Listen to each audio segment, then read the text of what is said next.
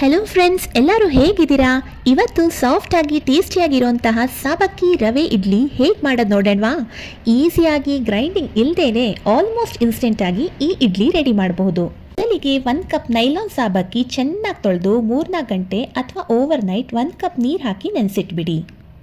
ನಂತರ ಒಂದು ಬಾಣಲೆಯಲ್ಲಿ ಎಣ್ಣೆ ಬಿಸಿ ಮಾಡಿ ಸಾಸಿವೆ, ಉದ್ದಿನಬೇಳೆ, ಕಡಲೆಬೇಳೆ ಹಾಕೊಂಡು ಒಗ್ಗರಣೆ ಮಾಡ್ಕೊಳ್ಳಿ.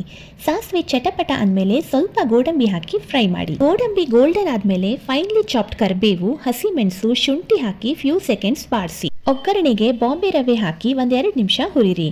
1 ಕಪ್ ಸಾಬಕ್ಕಿಗೆ 2 ಕಪ್ ಬಾಂಬೆ ರವೆ ಹಾಕ್ತಾ ಇದ್ದೀನಿ.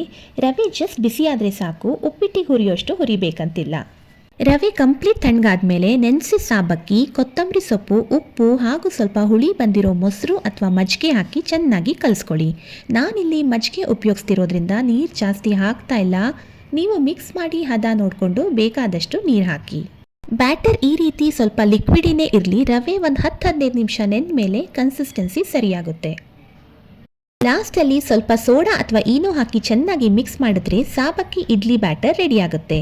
ಇಡ್ಲಿ ಪ್ಲೇಟ್ಗೆ ಸ್ವಲ್ಪ ಎಣ್ಣೆ ಸವರಿ ಹಿಟ್ಟು ಹಾಕಿ ಇಡ್ಲಿ ಪಾತ್ರೆಯಲ್ಲಿ ನೀರು ಬಿಸಿ ಆದ ನಂತರ ಒಂದು 10-12 ನಿಮಿಷ ಸ್ಟೀಮ್ ಮಾಡಿದ್ರೆ ಬಿಸಿ ಬಿಸಿ ಸಾಬಕ್ಕಿ ಇಡ್ಲಿ ರೆಡಿ ಟು ಸರ್ವ್.